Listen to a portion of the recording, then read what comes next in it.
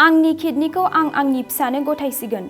गावनि किडनिखौनो गावनि फिसानो गथायनो राजि जादों सासे दुखुथिया जोनोमगिरि बिमाया।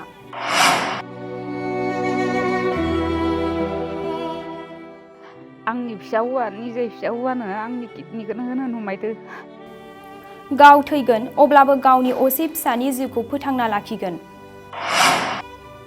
फिसाज्लानि बेरामखौ फाहामनो थाखाय जोनोमगिरि बिमाया गावनि नखरनि धोन सम्पति फानजोबनांबाय, नाथाय दासिमबो मोजां जायैयाव दा राहा गोथे जानानै दं।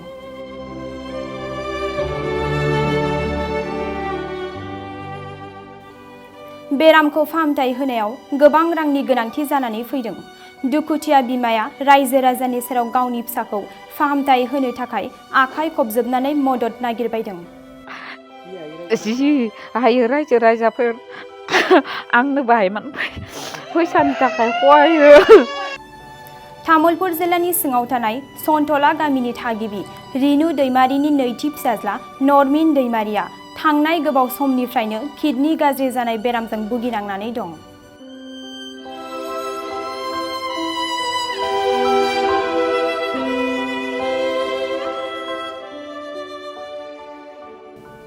नरमिन दैमारिनि बेरामखौ नखरनि गासैबो हा-हु आरो मोसौ सना रुफा फाननानै गुवाहाटीआव थानाय नारायणा सुपार स्पेशियेलिटि देहा फाहामसालियाव फाहामथाय होगासिनो दंमोन।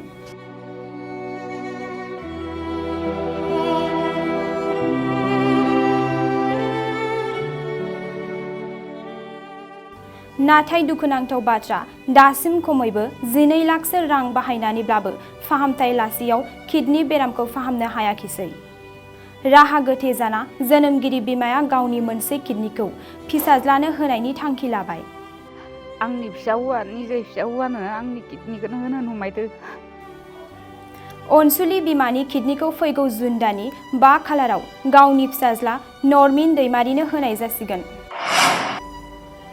बे किडनिखौनो सोलायनो थाखाय दा 12 लाखसो नोगोद रांनि गोनांथि जानानै फैदों। बेनिखायनो गासै रायजो राजा, बिटिआर सरकार आरो आसाम आयेन आफादनि बुंथिगिरि बिश्वजित दैमारी बिथांमोननिसिम राहा गोथे जानाय नखरा जा हायो एसे हेफाजाब लुबैदों।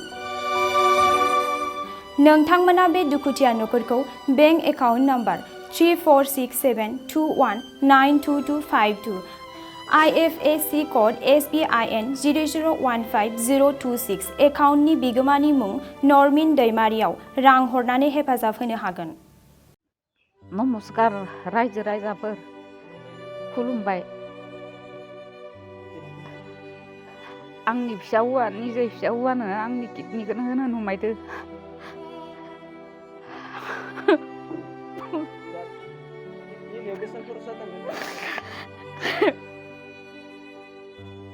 $10 लाख 12 लाख थांगोन आंनि फिसा हौवानो।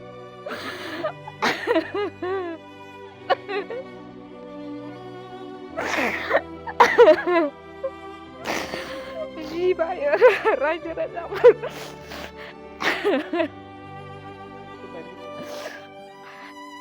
जि हायो रायजो राजाफोर आंनो बाहायमान फैसानि थाखाय खहायो।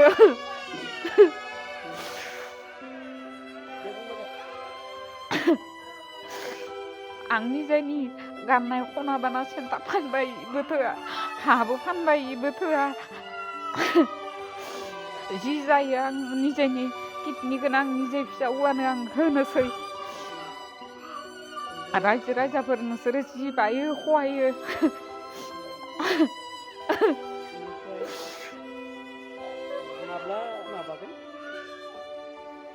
5 तारिख जयेन जागोन आंनि फिसा हौवाया। आं आरो 4 तारिखै जयेन जागोन। ना रायजो राजाफोरा आंखौ मोनबानो गैला आंहा नखराव। हा हु बन्दक थालांबाय। जि हा बाय बांला रानना मोनदो फिसा हौवाया फाननांबाय। दा आरो गथ' खानै दोङो, फिसौजो खासि फिसौला खासि मा खालामनो।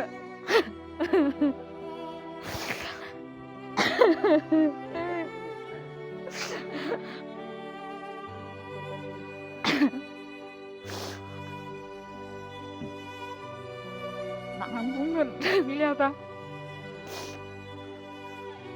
खुलुमबाय आंनि मुङा नर्मिन दैमारि आं दा 2019 मायथाइनिफ्रायनो किडनिनि बेराम जानानै दोङो दिनैयावलागै चिकित्सा खालामबाय थादो नारायना सुपार स्पेशलिटी हस्पिटालाव माने दा डायलिसिस खालामबाय थायो सप्तायाव खननैयै बेबायदि गोबां खालामबोबाय माने दिनैयावलागै 12 लाख थांबाय दा किडनिखौ ट्रान्सप्लान्ट खालामनो थाखाय गोबां रां नांगौ जानानै फैदो बेनि थाखाय नोंथांमोननियाव आङो अनसुंथाइ बिहरनाय जाबाय माने अननानै आंनि बे बेरामनि थाखाय ट्रिटमेन्टनि थाखाय रां एसे डनेसन हरनायबा मोजां मोनगौमोन दा आङो दा गोदान सरकारनिफ्रायबो दा बेखौनो बुंनो लुगैयो दे माने आंनि बे बेमारखौ माने